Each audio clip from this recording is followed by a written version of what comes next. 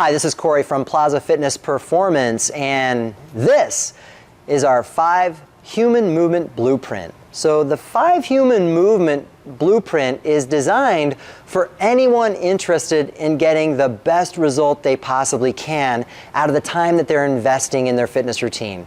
We follow a prescription that helps our clients get the best results possible. And that prescription really begins with natural movement, doing what our bodies are designed to do.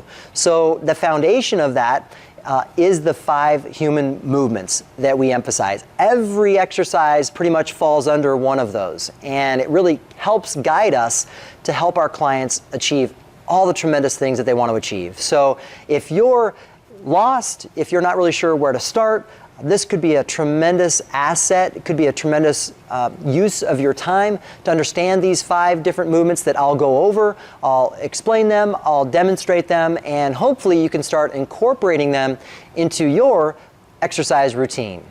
So my journey began many moons ago, and when I was a little younger, we emphasized isolating muscle groups because that's kind of what was happening back in the day.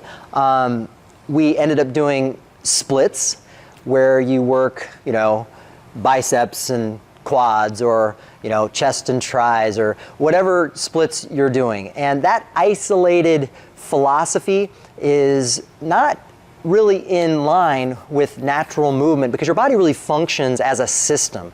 So nowadays, progressive fitness has a lot to do with functioning optimally, performing at your best, moving and feeling great, and doing the things in life that you really want to do.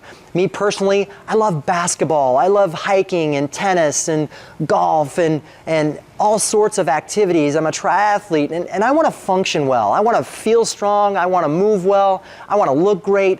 And for a lot of our clients, that's a common theme. I do not want to have shoulder pain. I do not feel like it's important for me to be able to lift a Volkswagen. I want to function well. I want to ski. I want to be with my son and my daughters. Those are the things that are important to me. So the functional training emphasis, the systematic approach that we take resonates with a lot of our clients, mature professionals who have a job, who have families. And so this 5 Human Movement Blueprint is all you need to set the foundation for your program. So without further ado, let's get right into it. Let's talk about these 5 human movements. These are in no particular order, but again, all of our exercises within our program fall under one of these. Let's start with squatting.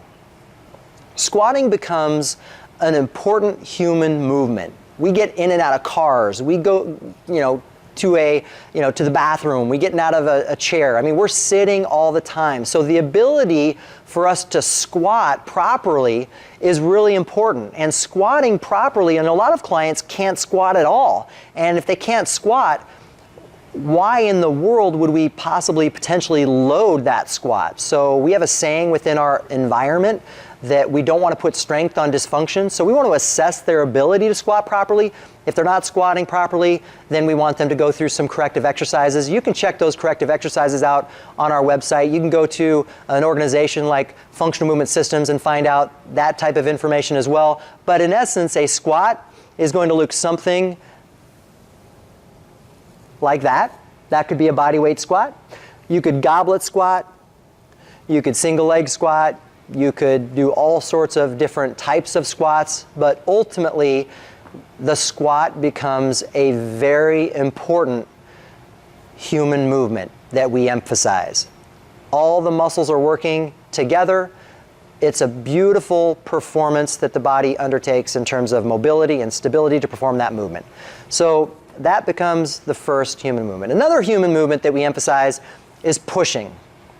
So pushing is something that, again, incorporates the entire body, and an example that is probably the most common would be like a push-up. So a push-up, obviously most of you know how to do a push-up, but a push-up could be a regular push-up. You could have some assistance around the midsection for those of you who aren't able to do a full push-up. We tend to use assistance with a band attached from a high point.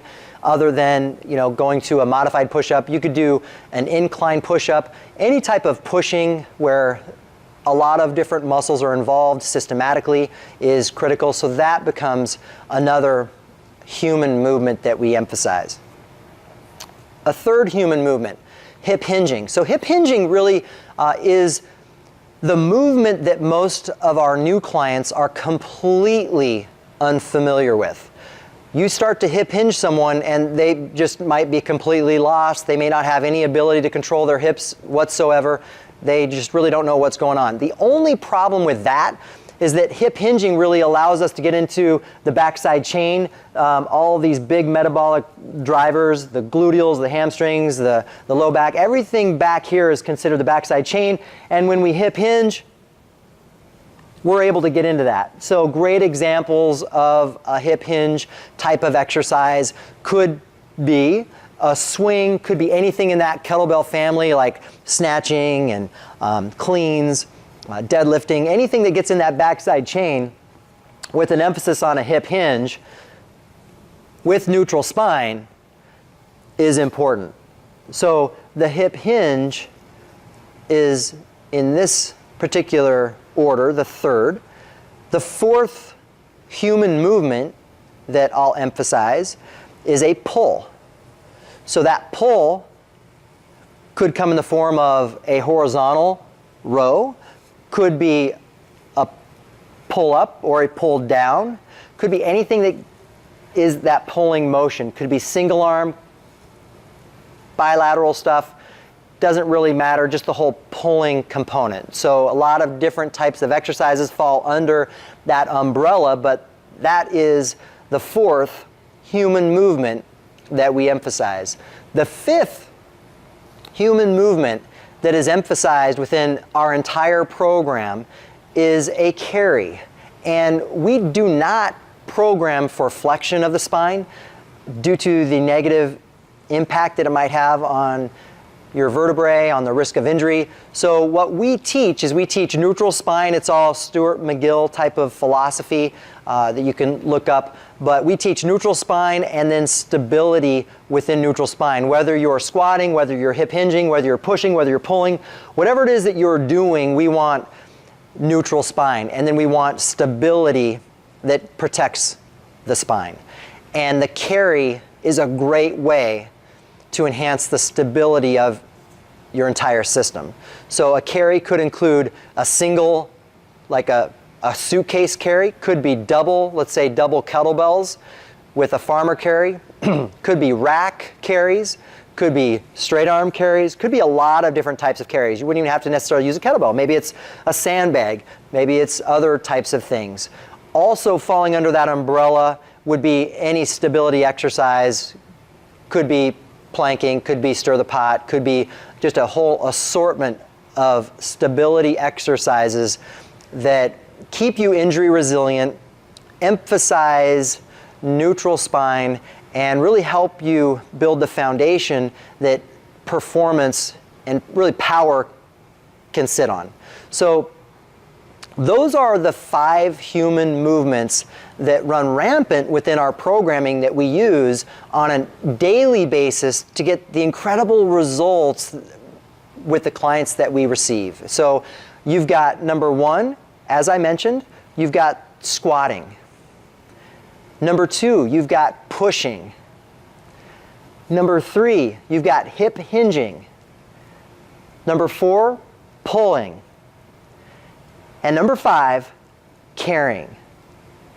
If you incorporate those 5 human movements into your workouts and exercise routine, you will feel better, you'll function better, you'll move better, your body will reactively respond to the stress that you apply, but those movements are critical to your program. So this is Corey from Plaza Fitness Performance.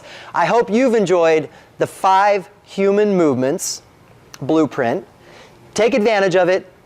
Take a look at all of our information here, and we'll hopefully see you soon. Remember, stay smart, stay sharp, and stay strong.